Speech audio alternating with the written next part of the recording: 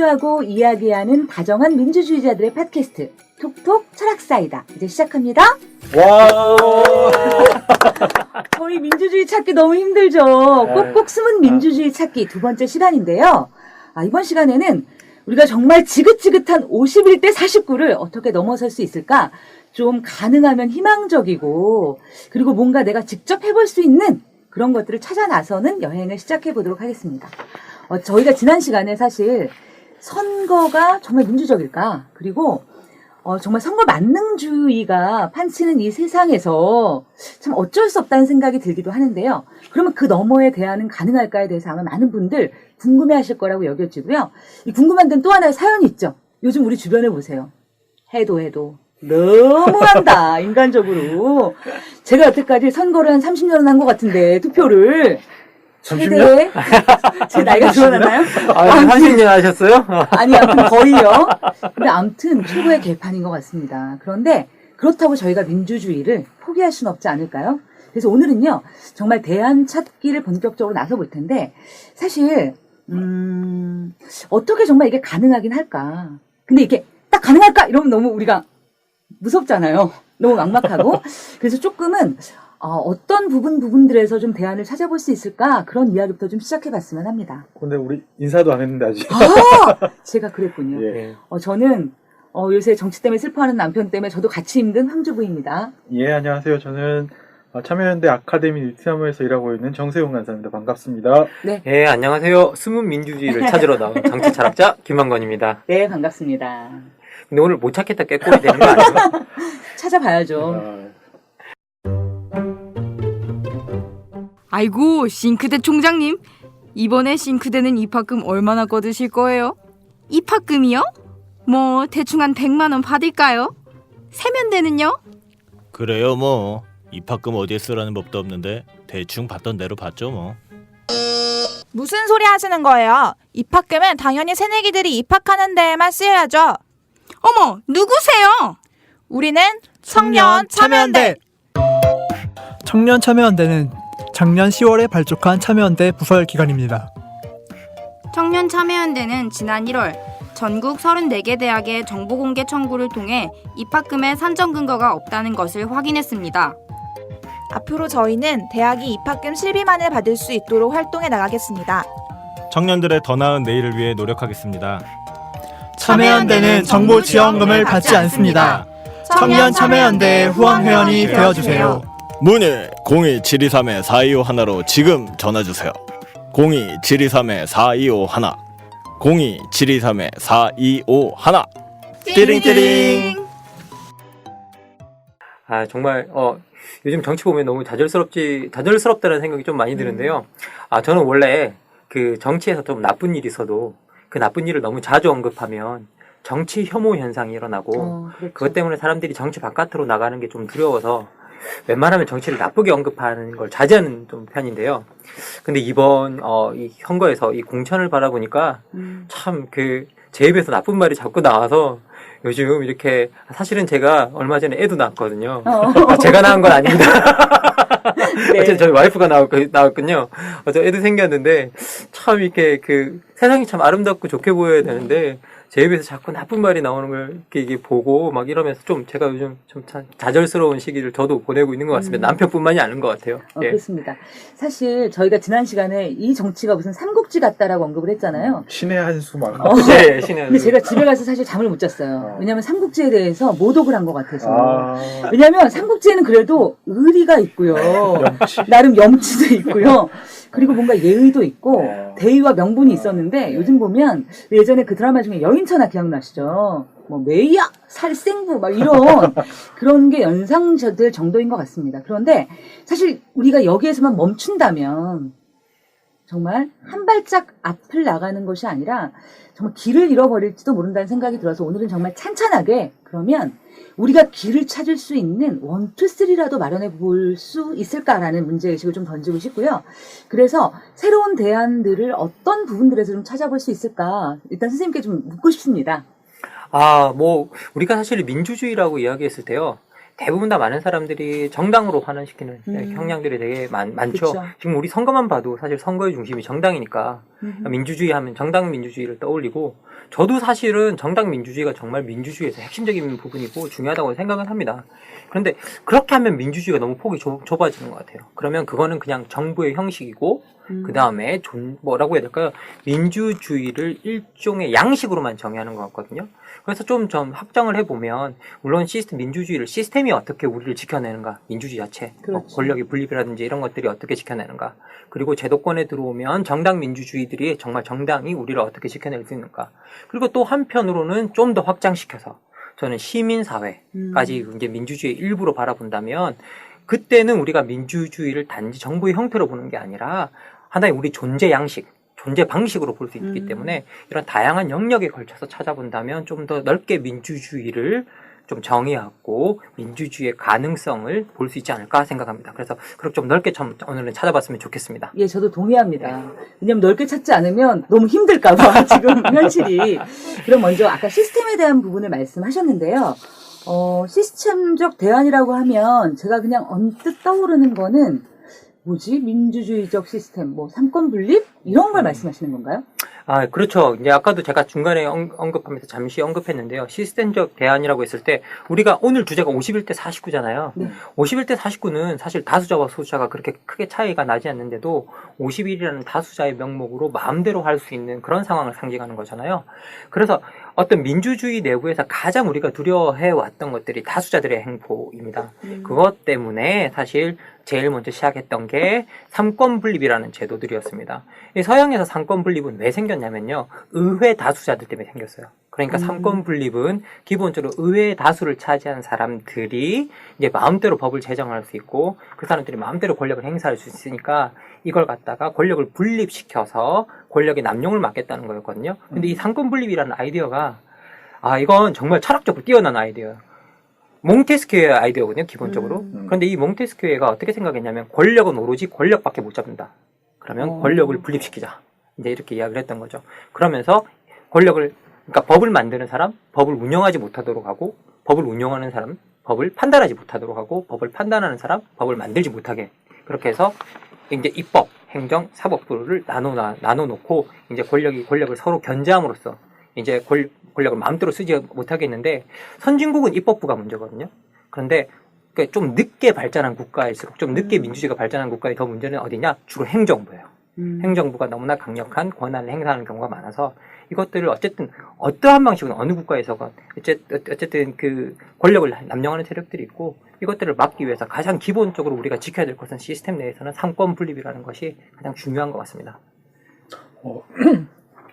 삼권 분립했을 때 이제 한국은 대통령이 그렇죠. 말씀하신 것처럼 행정부는 상징적으로 대통령이 문제가 될 텐데 이제 아주 직설적으로 질문을 드리자면 우리가 이제 민주정부 10년을 거치면서 또 일부의 분들은 칼날을 휘둘렀어야 됐는데 맞아요. 저희 남편이 대표적입니다. 이게 칼을 안 휘둘러서 지금 지금 이런 역습 이런 꼴을 당하고 있는 거다.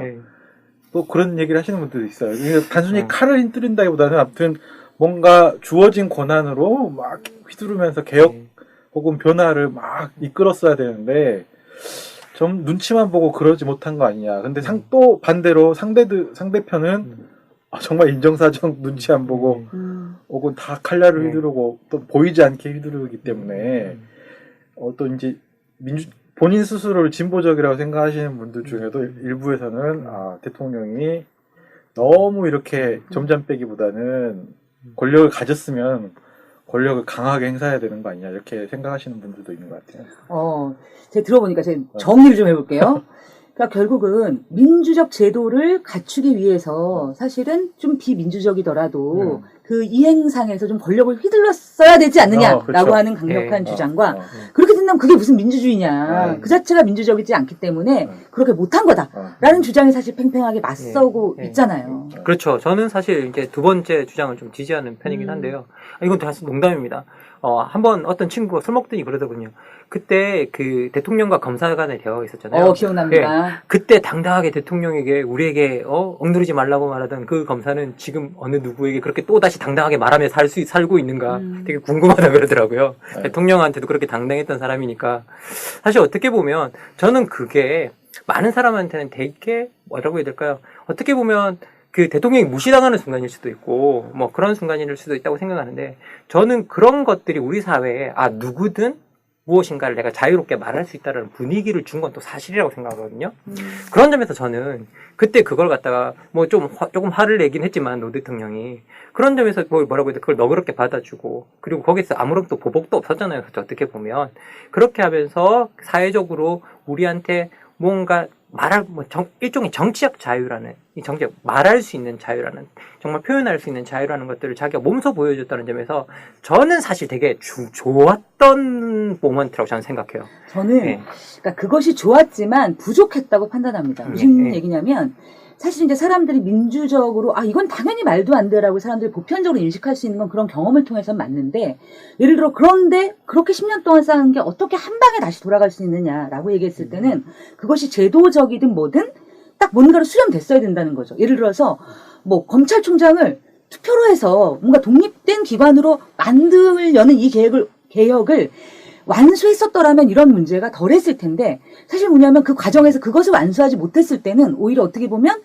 그런 것이 패배기요? 잘해줬는데 오히려 뭔가 문화를 만드는 것 같았는데 이게 더 가혹한 결과가 됐을 때 오히려 더 반대의 인식으로 남고 상처로 남을 수도 있다라고 생각 들거든요. 이제 사실 민주주의론에서 가장 큰 문제가 그거예요. 민주주의를 가장 민주적으로 출발시키는 방법이 도대체 뭔가. 민주주의를 민주적으로 출발시키지 못했을 때 우리는 그것을 민주주의라고 부를 수 있는가라는 이제 그런 논의들이 있긴 있는데 뭐 이런 논의를 하면 학자들의 탁상 공론이다. 네. 일단 우리가 만들어 놓고 봐야 된다. 이제 사실 그런 부분들이 있죠. 그때 저도 그런 이야기를 어디 가면 많이 듣습니다. 많은 분들이 그래요. 그 시절을 돌아보면서 특히 51대 49 구조에서 계속 눌리고 계신 분들은 늘 말하죠. 이게 우리가 그때 쳤어야 된다. 우리도 잔인했어야 된다. 그리고 지금 얼마나 우리한테 지금 잔인하게 하느냐. 우리가 지금 온갖 팔다리 다 잘리고 이제 민주주의의 원칙들마저 다 잘려나가는 이 상황을 봐라. 그때 우리가 확고히 권력을 행사하지 못한 것이 잘못이다라고 이야기하는데 저는 이 근본이 학비리라 그런지 저는 여전히 그때 우리가 민주적으로 했던 것이 여전히 저는 좋았다라고 생각을 합니다. 결과적으로 나쁜데요. 근데 그건 자꾸 민주주의를 승부를 가르는 상태에서 생각하기 때문에 그런 반응이 나오는 게 아닌가라고 저는 생각합니다. 근데 이제 어쨌든 시민들의 입장 혹은 또 진보적인 생각을 가지고 있는 분들의 입장에서는 한국 사회가 많이 바뀌어야 될 것 같은데 권력을 가지고도 이렇게 뭔가 권력을 행사하는 것에 있어서 여러 가지 제약 조건들이 있어서 결과적으로 한국 사회를 많이 바꿔내지 못할 수밖에 없는 조건이다 라고 생각하면 뭔가 이거 그럼 뭐 하는 거야 우리가 도대체 이렇게 열심히 해가지고 이런 생각 좀 하실 수 있는 것 같은데 결국에는 좀 생각의 어떤 전환이나 변화가 있어야 되는 건가. 권력을 우리가 혹은 어떤 집단이 권력을 잡더라도 그 권력이 행사되거나 그것을 통해서 변화될 수 있는 폭이라는 것이 엄청난 광장의 한국 사회를 근본적으로 바꾸는 형태의 변화들을 기대하는 것은 조금 어렵지 않냐. 그것에 반대급부로서 대신 우리가 혹은 권력을 뭐 잃거나 놓치거나 하더라도 우리에게 들어오는 제약이 또 이전보다는 적게 될 것이라는 어떤 일종의 그런 생각의 변화를 해야 되는 게 아닌가 그런 생각도 드는데 어떨까요? 저는 이제 그 얘기를 들으면서 어떤 생각이 드냐면 우리에게 상식선이라는 것이 무엇인가라는 생각이 들어요. 그렇죠. 상식선 진짜 중요한데. 그렇죠. 왜냐하면 그 상식선이 동의가 된다면 예를 들어서 지금 미국 대선을 보면 물론 도널드 트럼프를 굉장히 열렬히 지지하는 사람도 있지만 미국의 민주당만이 아니라 공화당 내부에서도 그것도 굉장히 보수적이라는 뭐 네오콘? 얘네들이 군산 이런 애들 맞죠? 뭐 군인들 뭐 이런 애들 예를 들어서 얘네들조차도 트럼프는 아니야. 이건 미국이 잘못되는 거야. 너가 집권하면 우리가 말을 듣지 않겠어 라고 선언하고 있잖아요. 그러면 이거는 단순히 반대 당이어서가 아니라 우리가 지켜야 될 상식선은 여기야라는 그 사회에 어떻게 보면 보편적 동의가 있다라고 좀 보여지는데 우리 사회에서 그 보편적 동의에 대한 논의가 없이 끊임없이 대결적으로 너네와 우리 사이에 이렇게 갈 때는 사실은 저는 이 선이 만들어지거나 그러니까 문화와 제도로 이것이 무리 없이 수렴되는 게 사실상 힘들지 않은가. 근데 네. 항상 의심스러운 게 그거예요. 그러니까 그 미국 같은 경우에는 이제 네오콘들이 발표할 때 우리가 지켜야 될 마지막 마지노선이 민주주의라는 원칙들이 기본적으로 있고 어쨌든 공화당도 되게 이민 정책이라는 게 보수적이지만 그런 보수성 자체가 타자를 미워하거나 배제하거나 타자를 경멸하거나 이런 방식으로 이루어져서는 안 된다라고 이야기를 하고 있는 거잖아요. 그리고 뭐 서로 일방적으로 누구를 짓누르거나 뭐 이런 방식으로 이루어져서는 안 된다라고 이야기를 하는 어떤 그런 딱 마지노선이 어느 정해져 있는 건데 그럼 우리 사회에서는 그 민주주의의 마지노선이 뭔지에 대해서 제가 그게 항상 의심스러워요. 그게 사실은 전 뭔지를 모르겠어요. 선생님도 어떻게 생각하세요? 이게 현장에서 경험하시고 활동하시는 분으로서 이제 전 정세윤 강사님 한번 물어보고 싶습니다. 이게 학교에 있으면요. 학생들은 기본적으로 원칙에 대해서 지키려고 하는 성향들이 있거든요. 그리고 그 민주주의를 존중하는 성향들이 있고 여전히 교육과정이 있어서 그런지 몰라도 비민주적인 선생님들을 싫어해요. 학생들은 기본적으로. 예? 거기서 되게 독재적으로 굴고 자기 마음대로 하고 자기 의사 시도 때도 없이 바꾸고 요즘 수업 계획서대로 안 하면 아주 피곤한 일이 되거든요. 그런 원칙들이 다 있단 말이죠. 그럼 도대체 현장에서 바라보는 우리 민주주의의 마지노선은 뭔가요? 그냥 투표인가요, 선생님? 너무 어려운 질문인데요, 저한테. 근데 뭐라고 답해야 될까요? 그러니까 이제 그 투표 혹은 무언가를 요구할 수 있고 이야기할 수 있다라는 것에 대해서는 보편적인 인식이 커져가는데 아직도 되게 이제 그 거대한 권력에 대해서는 많이 움츠러드는 게 사실은 아닌가 싶어요, 시민들도. 그러니까 예전처럼 뭐 동사무소 주민자치센터 가셔가지고 위축되거나 이런 분들은 없는데 거대 권력 앞에서는 그 민주적이라는 질서나 이 절차들이 조금 작동하지 않아도 거기에 대해서 뭔가 이야기하는 것들이 아직은 조금 쉽진 않은 그런 상황이 아닌가 생각되는데. 저는 사실 최근에 그 지인으로부터 그런 말을 들었습니다. 대한민국은 왕을 뽑는 나라다. 이 왕을 뽑는 나라이기 때문에 정말 저는 참 가슴 아픈 순간이었는데요. 너가 그 서양에서 배운 서구식 민주주의 따위는 통하지 않는다. 라는 이야기를 좀 많이 들었거든요. 정말 좀, 약간 자저스러운 모먼트였습니다. 저는 그거를 서구적이라고 이해하지 않았거든요. 아니, 그러면 민주주의라는 시스템 자체를 받아들이지 말아야 되죠. 우리 게 아니다고 생각했으면, 정말 이거 우리랑 안 어울린다고 생각했으면. 그런데 어쨌든 우리는 엄청나게 서구적 모델을 닮은 헌법을 가지고 있고, 그리고 그 시스템을 똑같이 들고 있잖아요. 그 헌법이 정의하는 서구적 시스템을 들고 있고, 그래서 서구를 닮아야 된다는 게 아니라, 그렇다면 이 국가가 건립된 것은 왕의 의지가 아니라, 정말 대한민국 국민 전체의 구성원의 의지로 성립되었다라는 건데, 그 구성원의 의지가 왕을 뽑는 그런 정도의 수준에서 이루어지고 있는 건지에 대해서 저는 상당히 좀 회의적인 생각이 들거든요. 선생님도 어떻게 생각하세요? 정말 우리의 다수의 국민들이 이 대한민국은 왕을 뽑는 시스템이라고 생각한다고 생각하세요? 저는 그게 공존하고 있다고 보는 측면이 있는 것 같아요. 그러니까 예를 들어서 그런 분들이 전혀 없다고도 말을 못하겠고, 그런데 그런 말을 들었을 때 말이야 방구야 이렇게 말하는 사람들도 존재하는 것이 사실은 지금 우리의 현실이라는 생각이 들고, 이제 근데 결국 이제 우리가 학교에서는 정치 그러면 민주주의로 배워요. 우리에게 정치란 그냥 민주주의예요. 그런데 실제로 그러니까 현실 속에서는 그렇지 않은 부분들이 존재하는 거잖아요. 그랬을 때 이것을 체질화시켜가는 것, 그것은 결국은 그냥 선거는 뭐다라고 가르치는 게 아니라 내 삶 속에서 정치적이란, 민주적이란, 그렇게 행동하는 것이란 것에 대한 충분한 훈련, 그 다음에 거기에 대한 토론, 그리고 거기에 대한 서로의 비판과 그런 과정들이 됐을 때 우리가 민주적이라고 얘기하는 것들에 대한 어떤 공통성들이 생겨나는 게 아닌가. 그리고 그것이 지금은 아직은 정말 우리가 그런 경험이 없는 것 같아요. 토론 그냥 그래도 우린 싸움이잖아요. A와 B 누가 이겨? 끝장 해봐. 결국 끝장 안 나는데 어차피 저런 거야. 그래서 결과가 중요해. 이런 식으로 항상 수렴되는 구조가 저는 문제라는 생각이 들고, 그래서 오늘 논의도 그러니까 결국은 그러니까 우리가 그러한 장들을 무엇으로 바라보고 그 장 속에서 내가 어떻게 움직일 것인가에 대해서 고민해 보는 거. 우리가 물론 결과에 집착하죠. 저도 집착해요. 안 그러면 울고 막 그러잖아요. 밤새 술 마시고. 그러나 술만 마시다 끝날 순 없잖아요. 내 인생을. 그러면 어떻게 할 것인가. 여기에 대한 논의로 나아가면서 그 안에서 좀 훈련돼야 되지 않는가. 그런 생각을 하게 됩니다. 좀 선생님 말씀이 어떻게 들리냐면 네. 입헌 군주국안에서 민주주의를 어떻게 만들 것인가. 그건 아니거든요. 그건 아니죠. 그건 아닙니다. 예, 예. 알겠습니다. 네. 저는 좀 약간 사실 그게 저한테는 좀 충격적이었던 것 같아요. 정말 그런 성향의 사람이 있다라는 건 모르지 않았는데, 대다수의 사람이 실제 그렇게 생각한다라고 이제 말을 들었고, 그리고 그런 사람들이 있기 때문에 지금 현재 이런 현상들이 일어나는 거다. 그리고 나라님이 하시는 일에 이게 토를 달지 마라라는 말 자체가 그 현상을 반영하는 거다. 이제라고 이제 이야기를 좀 들었는데요. 그 이야기를 들었을 때 이제 더 이상 그렇게 되면 더 이상 우리가 말하는 정치란 영역은 작동하지 않는 거잖아요. 어떻게 보면. 예. 그렇죠. 이제 이야기를 나누다 보니까 질문이 하나 떠오르는데, 그러니까 카리스마라는 용어가 그냥 우리가 일상에서 대화를 나누는 게 아니라 일종의 개념이 있는 용어잖아요. 카리스마라는 게.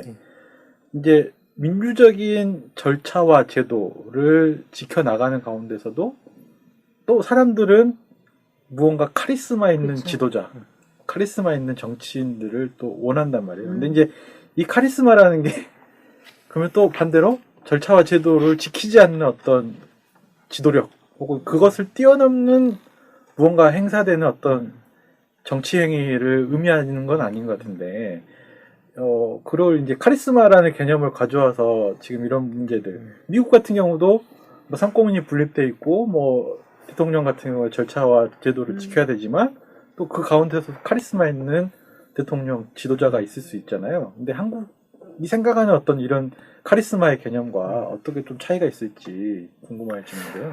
아니, 제가 아는 한요, 이게 카리스마의 개념을 가장 잘 우리한테 보여주는 사람이 이제 막스 베버이고, 막스 베버에서의 정치적인 것의 핵심을 꼽아보라 그러면 카리스마가 아주 중요한 역할을 하는데요. 여기서 서양 같은 경우에는 가치다원주의라는 어떤 사회적 조건이 있잖아요. 모두가 다 다르게 생각한다.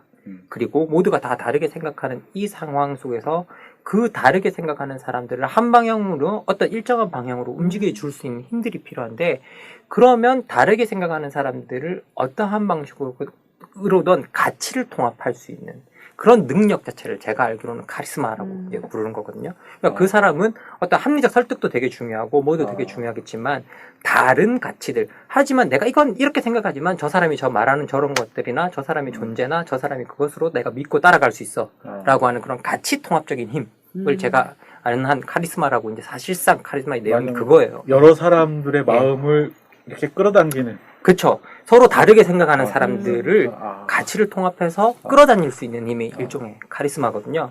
그래서 그 카리스마 사실 되게 좋은 뜻이에요. 근데 문제는 뭐냐, 카리스마적 리더십의 가장 큰 약점은 카리스마적 리더가 계속 안 나온다라는 거예요. 맞아요. 가장 큰 문제가. 카리스마 그런 능력을 가진 리더들이 드문드문 나온다라는 거죠. 드문드문. 이제 베버 같은 경우에는 의회 내에서 정치 투쟁에서 승리한 사람이 결국은 그 과정을 거치면서 엄청난 정치 경험을 쌓잖아요. 그 과정 속에서 사람들에게 인정을 얻어내는 것들이기 때문에 그 사람들이 카리스마를 이제 습득하는, 카리스마를 가지게 되는 아주 중요한 핵심적인 인물이 될 수 있다라고 이야기했지만, 실제 우리가 의회 투쟁을 거치는 걸 많이 봤지만 이제 그런 지도자들 중에서 카리스마를 획득하는 지도자들은 우리가 생각할 때 저 사람은 말하면 우리가 일단은 내가 따라가 볼 수 있어 라고 믿게 되는 그런 사람은 사실 잘 없죠. 예. 그래서 그 부분에 있어서는 카리스마적 리더, 우리 늘 바라죠. 예. 그런데 카리스마적 리더의 가장 큰 문제는 뭐냐, 자주 안 나온다는 거예요. 그게. 그리고 영속적이지 않다는 그거 말고 또 다른 문제는 없나요? 자주 안 나온다는 거 말고 갑자기 너무 궁금한데요. 카리스마적 리더요. 저는 사실 이렇게 서구적 조건에서는 되게 중요한 것 같아요. 왜냐면 서구적 조건에서는 일단 가치다원주의라는 것들, 서로가 다르게 생각한다는 것들, 각자의 생각이 독립적으로 존재하는데 그 독립적으로 존재하는 사람들이 자기의 다름을 내려놓고 가치를 통합하는 거잖아요. 그 부분에 있어서는 제가 대단한 능력이라고 저는 생각을 하거든요.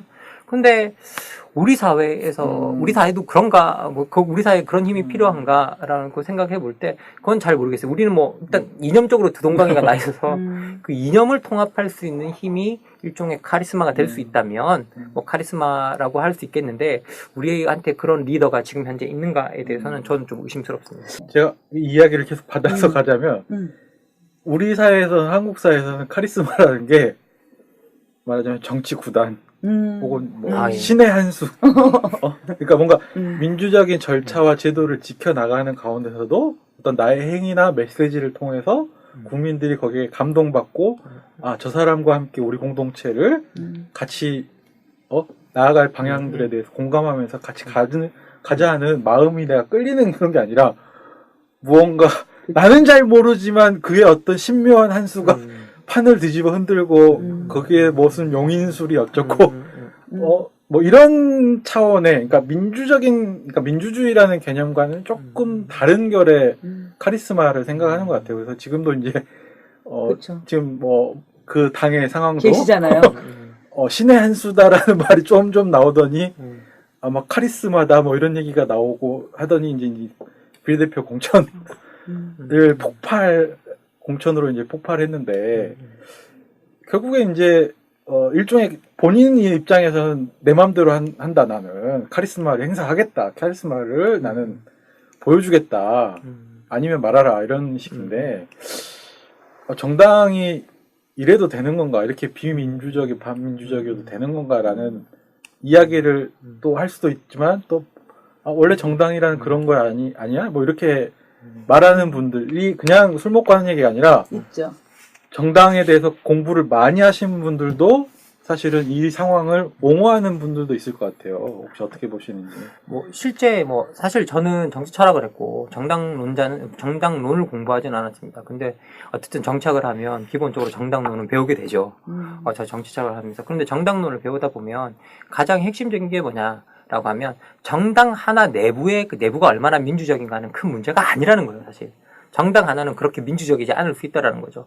민주주의를 만드는 건 정당들 간의 경쟁이라고 이야기를 하거든요. 가장 핵심적인 건 뭐냐? 그 정당 하나하나는 비민주적 의사결정 구조를 가질 수 있다고 할지라도 실제 민주주의는 그 정당들이 서로 경쟁하는 가운데서 승리를 거두기 위해서 좀 더 나은 정책을 내밀고 좀 더 바람직한 정책을 내밀면서 민주주의가 만들어진다라고 해서 실질적으로 민주주의를 정당 간의 경쟁으로 보지 정당 자체 내부가 얼마나 민주적인가를 보지 않아요. 하나의 예를 들면 이게 로버트 미엘스라는 유명한 이 정치가이자 또 그리고 사회학자이자 정치학자인 이 사람이 와두제의 철칙이라고 그래가지고 아무리 민주적인 정당이나 노동조합도 결국은 상위에 있는 몇 명이 의사결정을 한다라는 이론이 있습니다. 얼마나 이게 심했는지 독일 3인당을 중심으로 조사했던 내용이었는데요. 이게 3인당이면 예, 민주주의를 지향하는 정당이라도 그렇게 민주적인 정당도 의사결정 구조를 보면 사실은 알고 보면 상위에 있는 몇몇이 다 결정한다는 거예요. 그래서 그걸 철칙이라고 불러요. 아이언 룰이라고 불러요. 그래서 이게 안 깨진다는 거죠. 그 사람 쪽에서 보면. 그런데 이제 뭐 사르토리나 로버트 달 같은 학자들이 있습니다. 이런 사람들은 뭐라 그러냐면 미엘스 말이 맞긴 맞다. 그렇게 결정이 되는데 실제 민주주의는 정당 하나가 내부에서 얼마나 민주적인가는 문제가 되는 게 아니다. 진짜 정당 민주주의를 만드는 건 정당 간의 경쟁이다. 정당 간의 경쟁만 있으면 그것을 우리는 민주주의라고 볼 수 있다라고 이야기하는 사람들이 있죠. 전 동의하지 않습니다. 듣다가 계속 동의가 안 돼가지고. 네. 저는 지금 사람들이 제도권 밖에서 그게 뭐 새정치란 이름이든 아니면 뭐 제도권 꺼져 뭐 이런 이름이든 그렇게 제도권 바깥으로부터 많이 쏟아지는 이야기들의 핵심에는 사실은 그러한 정당 구조에 대한 사람들의 뿌리 깊은 불신 그리고 결국은 제가 아까 얘기를 들으면서 과두제의 철칙이라고 하셨나요? 네. 저는 결국 그런 부분들은 그 자체가 본인 스스로가 기득권이 될 수밖에 없다고 생각해요. 아니 그렇지 않아요? 우리가 경험적으로 보면 살다가 권한이 나한테 있는데 그러면 계속 보수화될 수밖에 없는 거잖아요. 그렇기 때문에 지금의 정치권에 대해서 사람들이 분노를 느끼고 배신감을 느끼고 그래서 너네들 다 싫어 라고 하는 움직임이 오히려 그런 정당론에서 발현한 것은 아닌가. 아니 뭐 그런 부분은 확실히 있는 게요. 사실 여기서 미엘스도 지적하고 있는 부분이 하나의 조건을 단다고 하나요? 이런 현상이 자연스럽게 일어난다는 거죠. 정당의 리더들이 자신의 기존의 가지고 있는 권리와 기득권을 지키려 할 때 필연적으로 일어나는 현상이라고 그러거든요. 그때는 정말 피할 길이 없다는 거예요. 정당의 리더들이 자기가 가지고 있는 기득권이나 위치를 유지하려고 든다면 근본적으로 모든 그런 것들은 자기 의사결정을 하는 힘에서 나오잖아요. 어떻게 보면. 그래서 의사결정을 스스로 몇몇 이제 중요한 사람들이 자기 위치를 지키기 위해서 독점적으로 의사결정을 하게 된다라고 이제 이야기를 하는 부분이 있거든요. 그걸 확인하면서 우리가 느끼죠. 정말 엄청나게 비민주적이라고 생각하고 사실 어떻게 보면 우리가 느끼는 정치 혐오는 그 정도에서 나오고 그리고 우리가 볼 때 제일 짜증나는 게 뭐 정치 뒤에서 결정되는 이야기들이잖아요. 그쵸. 사실 이 부분이 저도 정치학을 했지만 화나는 게 저도 정치학을 했고 아는 사람도 꽤나 있지만 정치 현장의 뒷구멍에서 무슨 일이 일어나는지 사실 우리가 알 수가 없잖아요. 그럼 우리는 표면적으로 뭐 보는 현상을 통해서 이제 비판할 수밖에 없는데 그렇게 비판을 하고 나면 꼭 그런 글이 나오죠. 비하인드 뭐 이렇게 그 뒤에는 다른 것이 있고 이러니까 앞만 보는 니네들은 하수다 뭐 이런 식으로 이제 하는 그런 평론들이 쏟아져 나오는데 저는 이게 뭐냐 정당주의자들도 기본적으로 정당 내에서 의사결정 구조를 하는 사람들이 어느 정도 비밀이 있는 거 사실 우리 알고 보면 인정해줘야 된다는 거거든요. 근데 이게 우리가 사실 인정이 안 되죠. 그쵸. 어떻게 보면 민주주의가 진짜 무서운 체제인 게 뭐냐면 원래 전통적으로 플라톤 때부터 권력은 자신의 은밀한 곳을 까발리면 무너진다라는 게 원칙이거든요. 이게 하나 예를 들어서 이제 뭐 헤로도토스의 역사에 보면 기게스라는 인물이 나오는데요. 이 사람이 리디아라는 왕국의 아마 경호원이었을 거예요. 그런데 이 왕이 맨날 이 기게스 보고 뭐라 그러냐면 야, 이게 우리 와이프가 정말 아름다운데 너 얼마나 아름다운지 모르지 하고 맨날 자랑을 하는 거예요. 그러더니 이 왕이 또라이인지 뭔지 모르겠지만 이 왕이 뭐라고 그러냐면 야, 내가 오늘 너한테 확인시켜 줄게. 그러면서 너 오늘 우리 와이프가 밤에 왔을 때 너 이거 한번 확인해봐. 이렇게 이야기를 하는 거죠. 그리고 자기 경호원인 기계를 이거 지켜보게 만든단 말이죠. 그런데 이제 그걸 왕비가 눈치를 챘어요. 그래서 왕비가 그 밤이 지나고 난 다음에 기계를 찾아가는 거예요. 그리고 왕을 죽이고 네가 권력을 잡으라고 이야기하는 거죠. 그래서 실제로 왕을 죽이고 권력을 잡아요. 이 스토리가 뭐냐? 침시를 보여준 거잖아요. 가장 은밀한 권력, 상징적으로 권력의 은밀한 곳은 절대 보여주면 안 된다는 의미거든요. 그런데 민주주의가 얼마나 이런 전통적인 권력관에 반하는 정치냐? 다 까발리고 한번 통치해보라는 거잖아요. 투명성을 가지고. 그래서 민주주의적 리더들이 정말 어려운 위치에 있는 그 지도자들은 맞아요. 정말 탁월한 능력을 가져야 되고. 그런데 우리가 그런 시스템 속에서 살고 있는 건 어떡해요? 그럼 그 원칙은 지켜야만 됨에도 불구하고 가끔씩은 이제 그런 이 정당 구조 속에서의 상위 쪽에서 결정되는 그 비민주적 구조를 어느 정도 옹호하는 사람들과 이야기하다 보면 이 부분에서 대화가 안 되는 경우가 저는 많죠.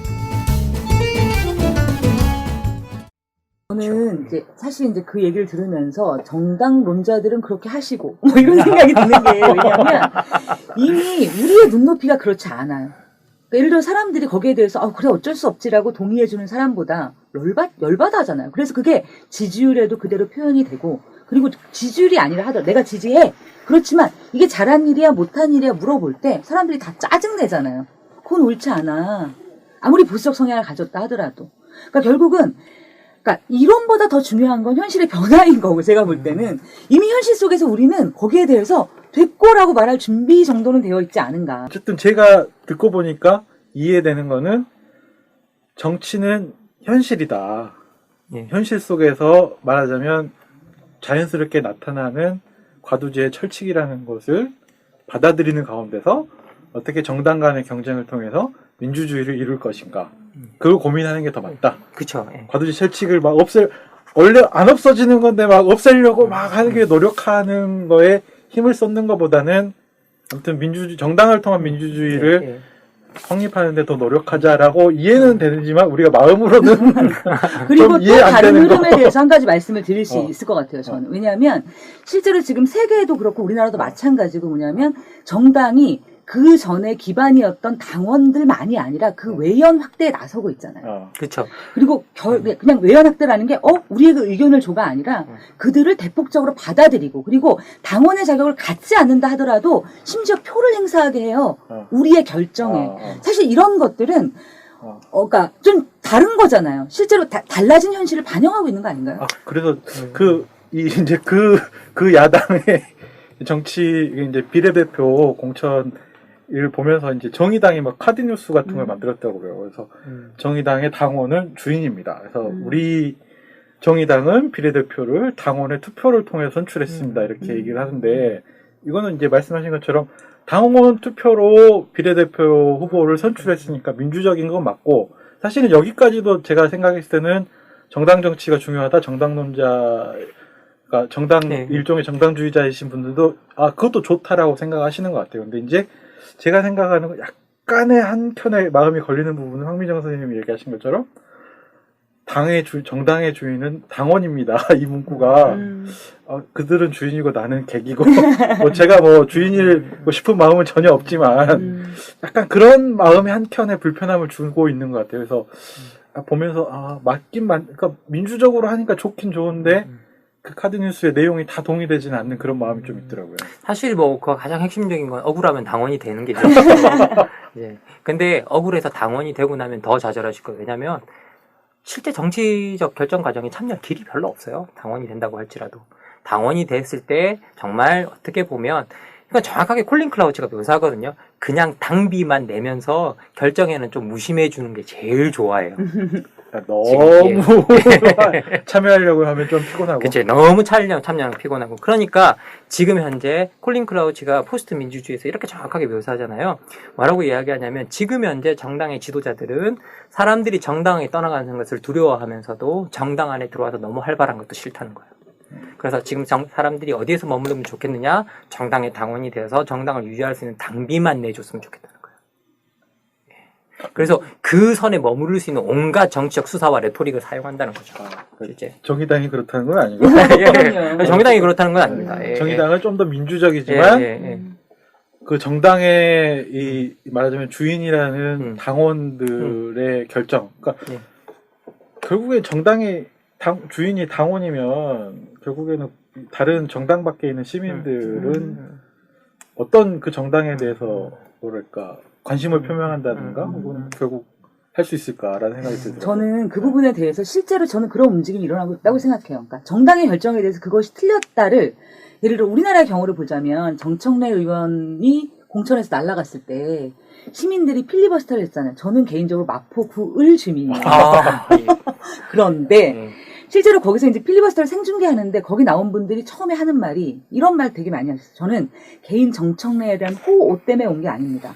혹은 저는 마포구 주민이 아닙니다. 저는 민주당원이 아닙니다. 근데 이 사태를 어떻게 보냐면 이라는 이야기를 통해서 사실은 그러니까 실제 당원이나 지역 구민이 아닌 사람도 그 정치의 주인이 될 수 있음을 아주 구체적인 민주당을 찍어서 압력을 가했죠.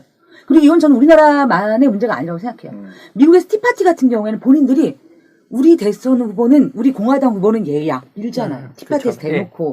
근데 정당 조직 아니잖아요. 예. 정당 조직은 아니죠. 정당하면 정당 조직은 아니죠. 정당 조직은 아니죠. 그리고 무보험 같은 경우에도 어떠냐면 민주당의 어떤 정책에 대해서 니네가 이렇게 오바마가 약속했어. 그리고 자꾸 오른쪽으로 가네. 너 자꾸 그러면 재선 때 너 찍지 않을 거야. 저는 이제는 그 정당이라는 존재가 정당론도 좋고 모두 다 좋은데 그렇게 본인들이 말하는 거대로 운영함에도 불구하고 대중들이 일반 국민들이 가만두지 않는다는 거예요. 다른 방식으로 압력을 가하고 그 압력이 실제 현실에서 힘이 될 수 있을 만한 거를 보여줬기 때문에 사실은 그런 부분들에 굴복한 거잖아요. 저는 이런 부분이 우리가 51대 49라는 딱 그 구조에서 그리고 혹은 정당이라는 구조에서 새롭게 만들 수 있는 어떤 하나의 대안적 공간이 아닌가 그렇게 생각합니다. 그 실제로 우리가 이제 정당 바깥으로 외연을 넓히려고 하는 그 확장시키려고 하는 그런 성향들은 강합니다. 왜냐하면 아까도 말씀드렸다시피 사실 정당원들뿐만 아니라 외연으로 확장시킨다고 했는데요. 정말 정직하게 말씀드리면 서양은 기존의 자기들의 기반이었던 계급이 무너졌기 때문에 자꾸 정당원들이 줄어드는 현상이 나타났어요. 노동당 같은 경우도 결국 신노동당 개혁이 나타날 수밖에 없었던 게 기존의 노동자들 숫자가 확 줄어들었는데 지지하는 노동자들의 숫자가 줄어들면서 그런 일이 일어나는데 그 이유는 뭐냐 하면 산업사회에서 포스트 산업사회로 넘어가면서 근본적으로 자신들의 어떤 기반이 되었던 노동자들 수 자체가 줄어들어 버렸어요. 그러면서 이제 자기들의 그 정당의 세를 계속 유지하기 위해서는 외연을 넓힐 수밖에 없었고 그러면서 그 사람들을 받아들이는 건데 이제 뭐 신노동당 같은 경우가 계속 그 정당이라는 이 기반 안에만 남아 있었다면, 전통적인 관점 아래만 남아 있었다면, 사실 이번에 코빈이나 이런 사람들이, 제레미 코빈이나 이런 사람들이 저는 당선될 수는 없었다고 생각하거든요. 자기 정당원에게만 투표권을 준 게 아니잖아요. 그렇죠. 당 총재를 뽑는데 사실 3파운드만 내면 누구나 다 투표하게 만들어주고, 사실 그거는 원래 그 정당 내부에 있는 노동조합의 영향력을 약화시키려고 했던 거였는데, 의도치 않게 외부로 그렇게 경계를 열므로써 오히려 더 강력한 지도자가 돌아온 거잖아요. 더 강력한 지도자가 돌아오게 만들었던 어떤 하나의 사례들도 있는 걸 보고, 그리고 기본적으로 정당들이, 저는 무본이나 뭐 티파티 같은 것들이 외부적 압력단체의 역할도 하지만, 하나의 뭐라고 해야 될까요? 정당이 자신들이 스스로 손을 내밀어서 또 확장시켜서 지지를 얻어낼 수 있는, 자신 지도를 얻어낼 수 있는 어떤 외부적 시민, 정당 밖 시민 조직이잖아요. 네. 그러면 결국은 서로가 정당과 외부적 시민 조직이 서로 네트워크로 얽힐 수 있는 그런 수준의 어떤 뭐라고 해야, 네트워크 정당이라고 해야 되나? 일종의 네트워크 정당으로 갈 수 있는 하나의 기반이라는 거죠. 사실 한국 사회에서 네트워크 정당, 제가 최근에 좀 논의를 봤는데요. 정통적인 정당론을 유지하시는 분들이 가장 오해하고 있는 게 네트워크 정당론, 온라인 정당이라고 생각해요. 아니요, 네트워크 정당론에서 가장 강조하는 게 뭐냐? 온오프에서 다 네트워크를 만드는 거예요. 그러니까, 연결. 예, 그렇죠. 그러니까 이 네트워크 정당론을 온라인 정당으로 생각하는 게 가장 아날로그적으로 네트워크 정당을 이해하는 거예요. 촌실현. 네, 촌실현 거죠. 어떻게 보면 아날로그적으로 그걸 이해하는 거예요. 사실 온오프에서 다 만들어 나가는 거예요. 그래서 이게 로버트 라이시 보셨잖아요. 로버트 네. 라이시 책 읽어보면 거기서 이야기하잖아요. 제발 온라인에서만 만나지 말고 오프라인에 가서 사람을 만나라. 그것들이 정말 중요하다. 오바마의 되게 중요한 자원이었잖아요. 로버트 라이시 같은 사람들 다 중요한 자원이고, 실제 그런 걸 우리가 보면 오해하고 있는 건데요. 지금 현재 저는 네트워크 정당론 중에서 우리한테 좀 작용되는 케이스는 사실은 정의당이 저는 좀 대표적이라고 생각해요. 정의당이 노유진 정치 카페 들고 있잖아요. 저는 사실 이게 기존 정통 정치를 하는 분들은 이런 명사들이 앞에서 설치는 걸 되게 싫어하시거든요. 근데 사실 노유진의 저는 긍정적인 역할은 두 가지로 생각해요. 첫 번째는 뭐냐? 이분들을 통해서 정의당이라는 존재를 많이 알게 됐잖아요, 사람들이. 맞아요. 예. 그리고 실제 정의당 가입률도 되게 높을 거예요. 정의당이 요즘 자기 정당 가입률이 되게 높다고 막 자랑 많이 하잖아요. 노유진 덕분이고 부정 못할걸요? 그런데 또 제가 알기로는 이 노유진을 정의당이 좋아하기만 하느냐? 아니란 말이죠. 왜? 계속 정의당을 비판할 거예요, 아마 또 어느 정도 노유진이 그 비판하는 기능이 있단 말이죠. 저는 정당 내에 이런 건전한 비판 기구가 있는 게 되게 좋다고 생각해요, 저는. 네. 예, 저는. 그래서 어떤 양적인, 바깥으로 외연을 사람들에게 확장하고 내부적으로 비판적인 역할을 주기 때문에, 그리고 그 비판이 정말 공개적으로 사람들이 나가는 거잖아요. 노유진 다운로드 수가 1억회가 넘어간다 그러는데. 예? 얼마나 많은 사람이 듣는다는 거예요. 그러면 정말 이렇게 내외부적으로 사람들을 연결시켜주는 데 있어서 좋은 역할을 하고 있다고 생각하기 때문에, 저는 이런 방식의 정당이 시민들에게 접근하고 그리고 비판을 받아들이고 하는 건 되게 좋은 것 같아요. 예. 막 감동했어요, 저는. 방금 이야기를 들으면서. 사실 우리가 정당 정치를 보면서 제일 저 같은 경우는 요새 답이 없다. 이런 사실 좀 이렇게 그런 느낌에 사로잡혔는데, 그러니까 정당이 건강해지기 위해서 뭐가 필요한가. 사실 지금 안 건강해요, 제가 볼 때. 환자야, 환자. 그럼 이 환자한테 처방전을 줘야 하는데 어떤 처방이 필요할까? 여태까지는 이벤트를 했잖아요. 청년 비례대표 슈퍼스타 K 막 이러면서. 근데 그게 한번 반짝하고 사라지고, 그러니까 이벤트로 시선을 끌기 위한 게 아니라 그야말로 내부적인 비판과 외부적인 외연이라고 하는 게 한 번에 비례대표 몰아주기, 한 번에 이런 게 아니라 그것이 제도적으로 안 해서 일어날 때 정당이 건강해지고 우리가 정말 그래도 지지할 만해, 혹은 눈길이 가. 내가 사랑하고 싶어. 그러니까 내가 그 안에서 한 역할을 하고 싶어라고 하기 위해서는 정당 자체의 노력이 필요한 거지 협박이 필요한 게 아니라는 거죠. 지금 우리한테 노력을 하지 않고 협박을 하잖아요. 그래도 너 안 찍을 거야? 그러면 힘들 텐데.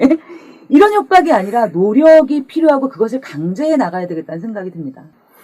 저는 약간 이렇거든요. 새누리든, 아까 정세훈 간사님은 그 정당 이렇게 하면서 좀 많이 피하셨는데. 그 야당. 예, 그 야당. 더 맞잖아요. 예. 그 야당.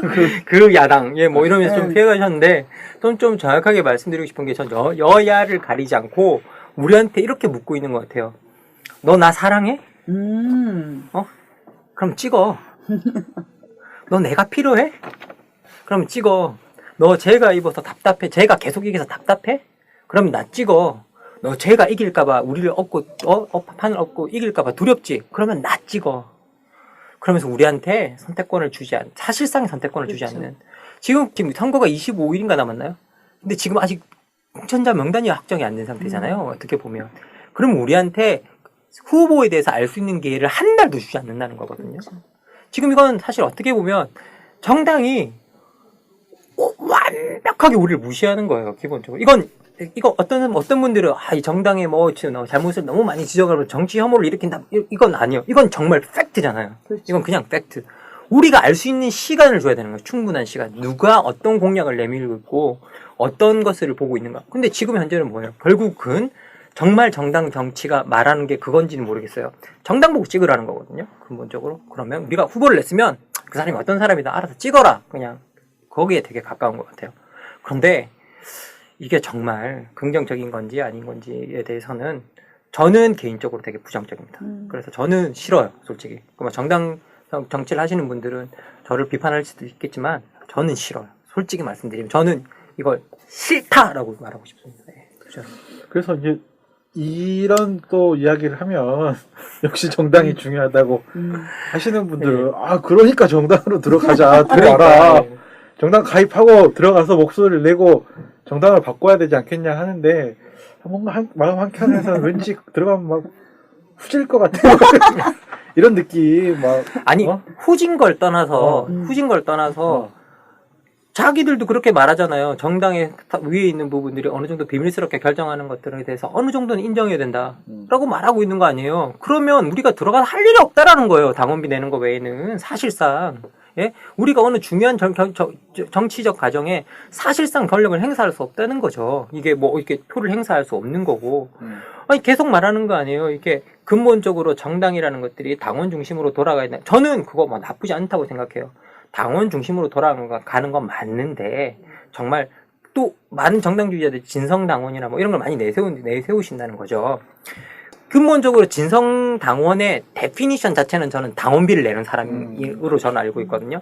그런데 어쨌든 그것들이 지금 현재 변해버린 환경 속에서 얼마나 올바른 것인지 잘 모르겠어요. 그런 식으로 간다면 저는 당원들의 숫자가 계속 줄어들 거라고 생각해요.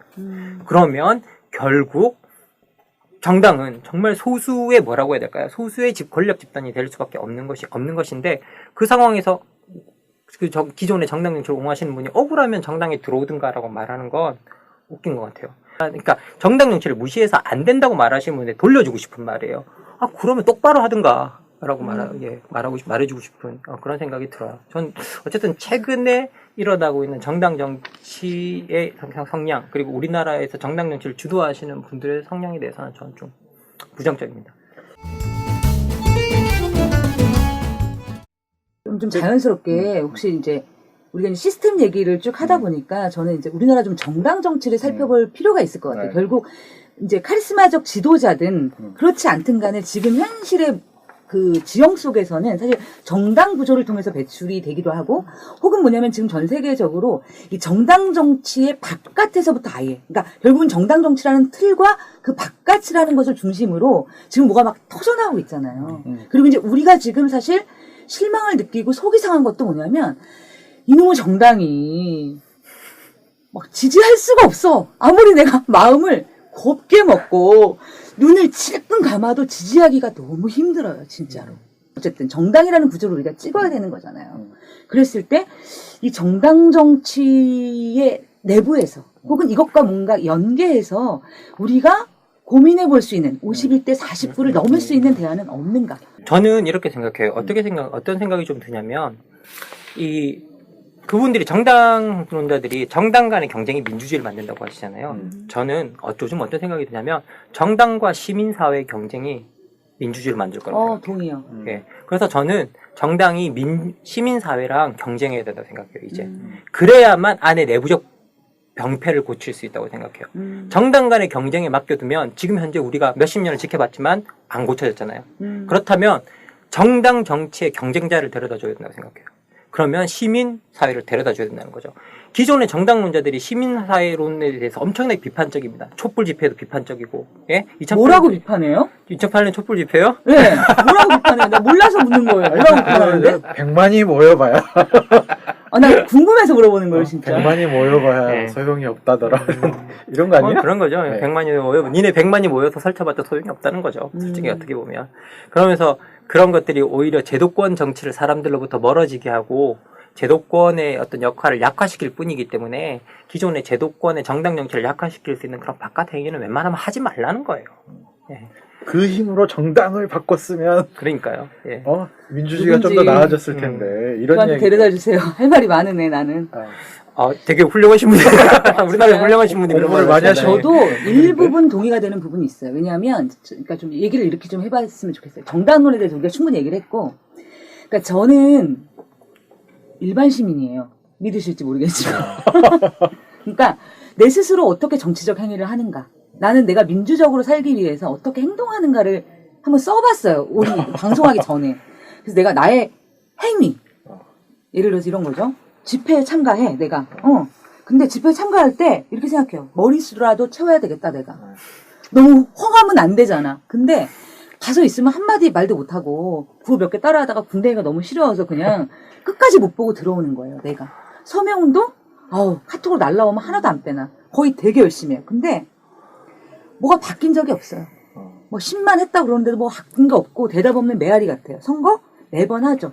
하지만 내가 찍는 당은 너무 슬프게도 된 적이 별로 없어. 딱 2번밖에. 막 이러면서 좀 되게 싫다는 생각도 많이 하게 되고 또 이제 좀 더 적극적으로 하면 후원하잖아요, 우리가. 막 구독하기 누르고 후원하기. 근데 이 먹고 살기 바빠서 돈을 내는 것으로 사실은 나의 도덕적인 어떤 책무감? 그래도 이 정도는 해야 되지 않겠어? 근데 내가 뭘 안 하는 건 아니야. 근데 뭘 하는데 이렇게 한다고 우리 사회가 바뀔까? 이렇게 하는 게 정말 바뀌면 하죠.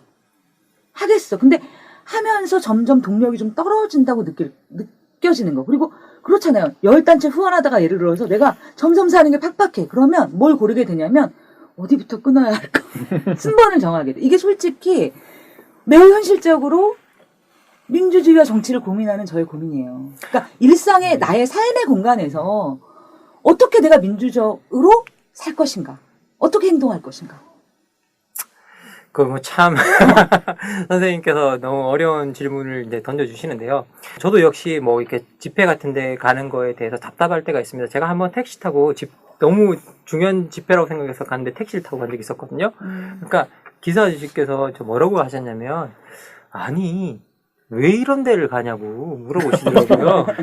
왜 이런 데다 시간을 낭비하시냐고, 낭비하는 거냐고 이렇게 물어봐서 저희들이라고 가고 싶어서 가겠냐고. 아니 이렇게 가도 뭐가 안 되니 계속 안 바뀌는 이걸 탓해야지. 우리가 이걸 가는 걸 탓하면 되겠냐고 이렇게 말씀을 드린 적이 있었거든요. 그만큼 뭐가 지금 변화가 잘 일어나지 않는다라는 거죠. 그런데 사실 민주주의라는 것들을 갖다가 형식으로만 보면 우리가 할 수 있는 일이 별로 없는 것 같아요.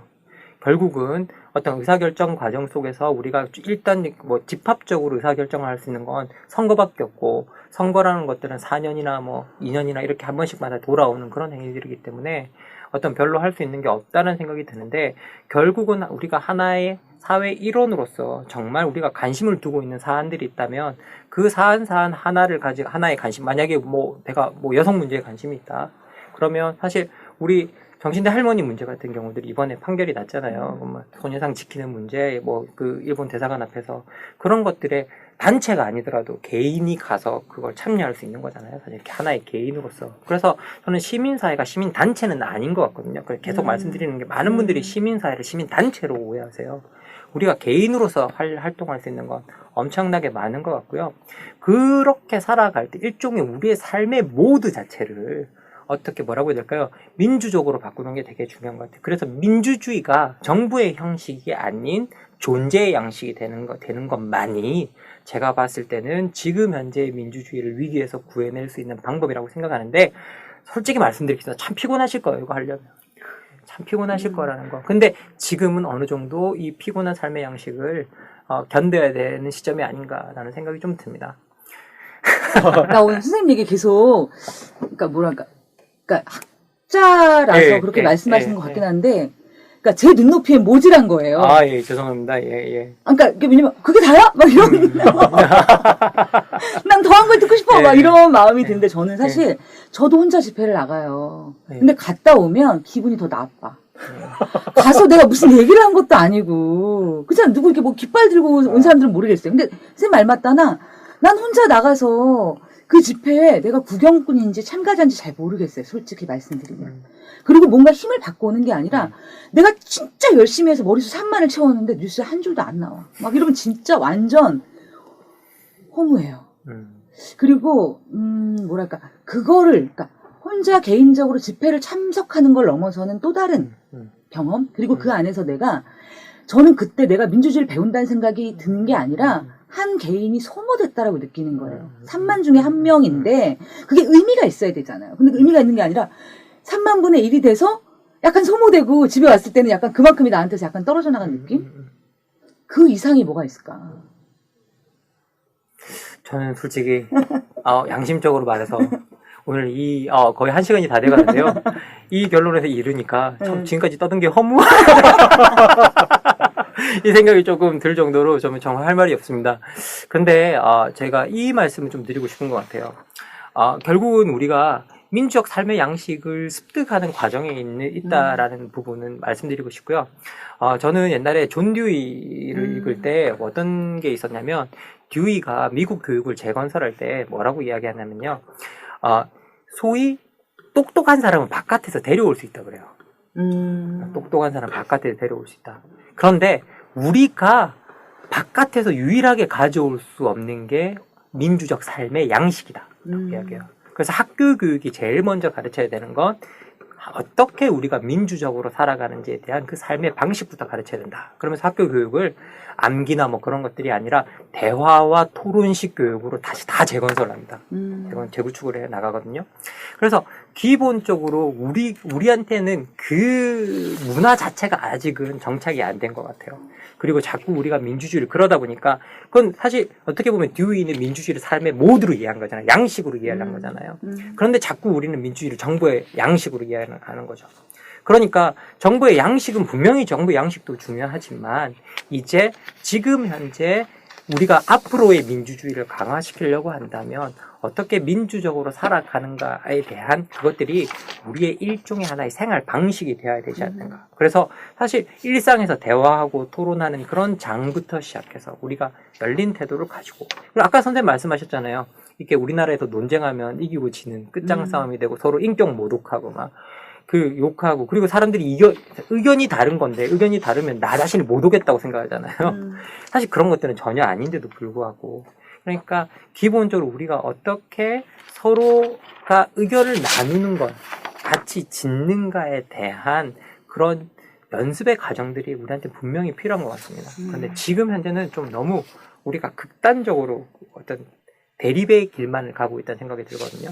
그런데 이게 민주주의를 선거라는 양식에서 보기 때문에 결국 이런 결론이 나오는 건 아닌가라고 저는 생각을 합니다. 네. 아니, 저는 예. 그러니까 제가 아주 관심을 지금도 그러니까 총선 끝나면 또 관심이 갈 뉴스가 하나 있어요, 사실은. 그러니까 뭐냐면 그게 이제 홍준표 지사에 대한 주민 소환이에요. 예. 제가 왜 그걸 주목해서 보냐면 그러니까 저는 거기서 어떤 하나의 가능성을 봤거든요. 그러니까 어쨌든 찍어서 사람이 당선이 된 거예요. 근데 이제 여태까지 우리나라 역사에서 주민 소환 투표가 몇 번 트라이를 했었대요. 근데 그랬을 때 보통 뭐냐면 뭐 비리야, 성폭력이야 이런 사람을 지사나 이렇게 단체장으로 둘 수는 없잖아.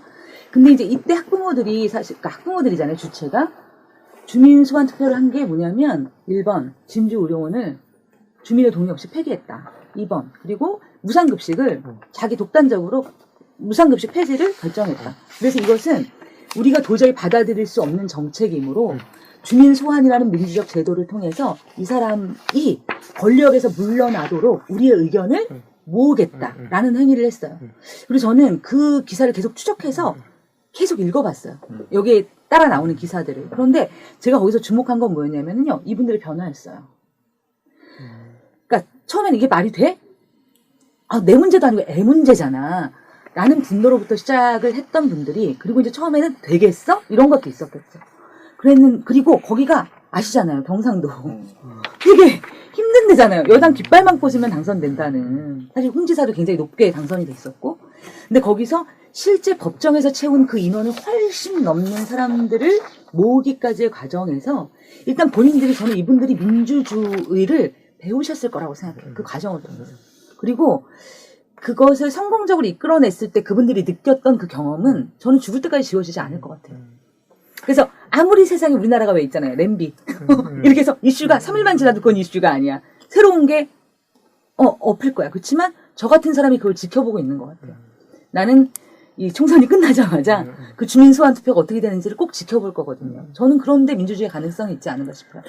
말씀 듣고 보니까 아까 박민현 선생님이 되게 순간적으로 약간 이제 좀 암울한 우울한 얘기를 하셨는데 생각해 보니까 저도 생각이 나네요. 그 서울광장 이제 원래는 허가제로 이제 집회 신고나 아니면 집회나 문화제나 이런 것들이 열리게 돼 있었는데 이제 신고제로 서울광장이 시민들이 신고만 하면 자유롭게 사용할 수 있도록 바뀌게 된 것이 이제 서울시민 10만 서명운동을 통해서 절호의 개정을 이뤄냈던 과정들이 있는 거잖아요. 네네. 사실은 그런 이제 또 실패의 경험도 있지만 또 성공의 경험들이 학습되면서 사람들 가운데서 민주주의에 대한 고민들이 조금씩 하나의 가능성으로 자리 잡는 게 아닌가라는 생각이 들고 이제 아까 이제 저희가 너무 또 정당에 대해서 좀 싫어하는 얘기만 했을 것 같은데 결국에는 정당과 시민이 만났으면 좋겠다라는 우리 바람이잖아요.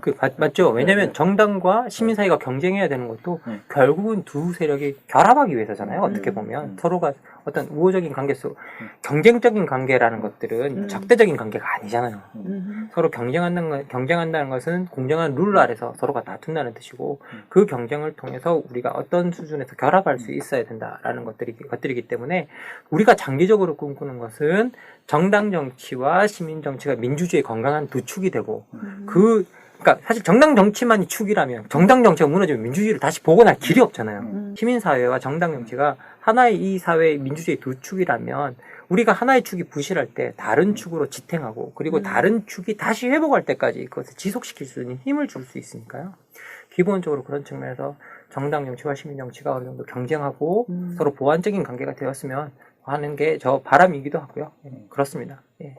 그래서 이제 뭐 예전에는 당원이라는 게 어쨌든 확실한 그룹이 있었던 건데 지금 정당의 입장에서는 뭐 이른바 노동계급을 통해서 정당의 당원을 구성할 수도 없는 상황이기 때문에 뭔가 시민사회나 시민이 뭐 단체 혹은 시민사회와 끊임없이 만나고 또 교류하거나 혹은 협력하는 가운데서 또 그 가운데서 이제 정당의 지지자들 혹은 당원들을 구성해내려고 노력해야 되는 것 같은데 그런 노력들이 지금은 너무 좀 부족한 것 같고 때 되면 찍어주겠지 이런 게 너무 강한 것 같아요. 정당이 그런 것 같습니다.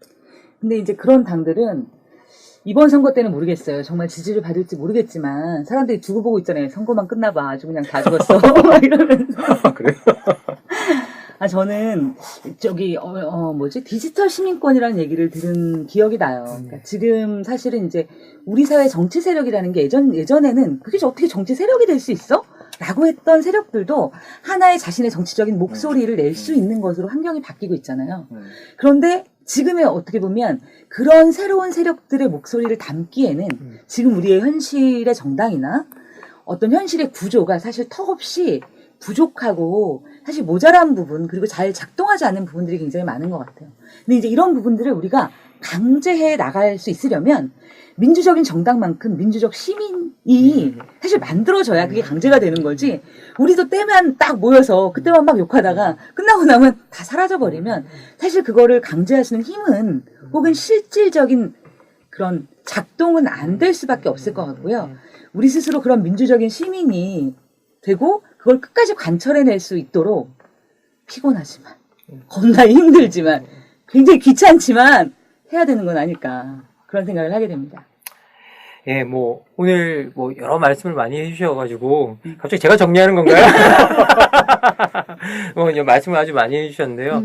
사실 오늘 들으면서 저도 생각이 많았습니다.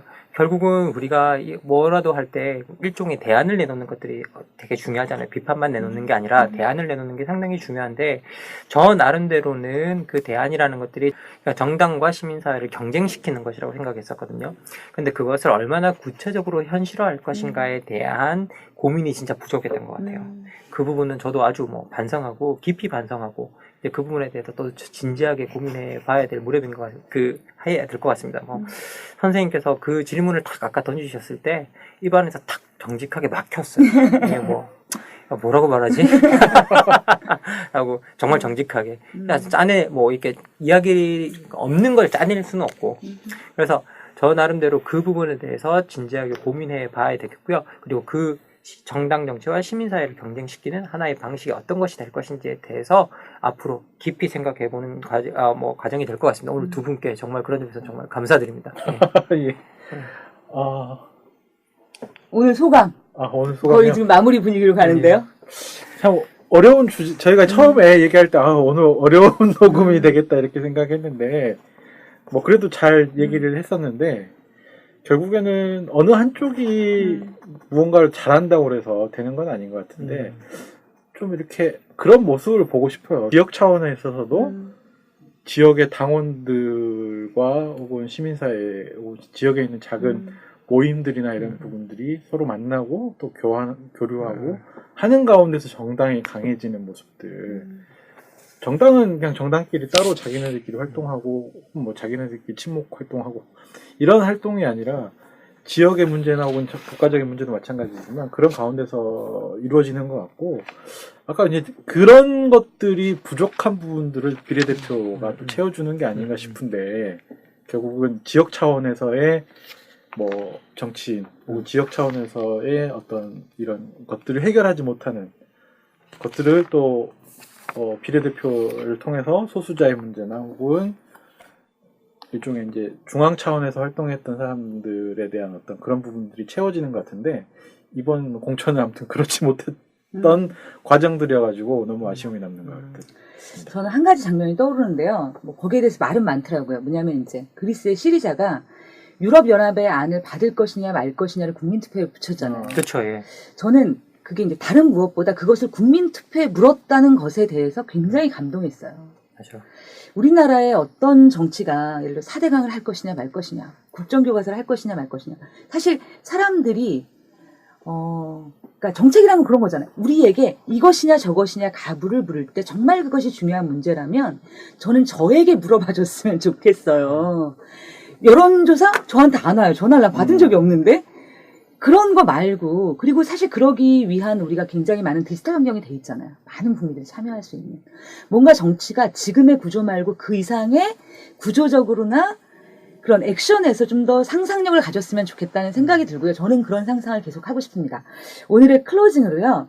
제가 김만권 선생님 글 중에 되게 감동적인 딱 한 문장 딱 두 문장만 감동하신 거 아니죠? 아니 그건 아니고 맨 마지막에 저를 되게 때렸던 구절이 있는데 그것을 오늘 클로징을 하고자 합니다. 시민의 힘은 그리고 시민으로서의 삶의 충만함은 다음 선거일을 기다리는 데서 나오는 것이 아니다. 일상의 정치에서 민주적 가치를 확장하고 실천하는 데 있다고 제안한다. 저는 이 말이 저의 가슴에 꽂혔습니다. 오늘 숨은 민주주의 정말 미로 같죠. 찾기가 굉장히 힘든데 너무 찾기 쉽다면 그건 민주주의가 아닐지도 모른다는 생각이 들었습니다.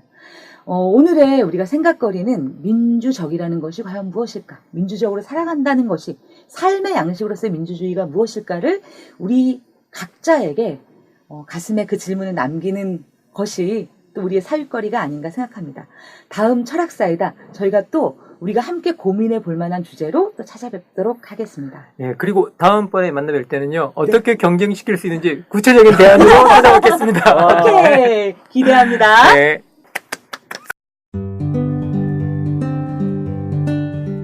안녕하세요. 아카데미 느티나무 강좌를 7년째 듣고 있는 70살 넘은 할머니 정애자예요. 저에게 아카데미 느티나무는 새로운 배움터입니다. 배움을 통해 행동하는 시민의 발걸음에 동참하고 있다는 것이 뿌듯하답니다. 즐거움과 나눔, 웃음과 실천이 있는 배움의 공간, 아카데미 느티나무에서 뵐 수 있기를 기대합니다. 참, 아카데미 느티나무는 참여연대 부설 시민교육기관입니다.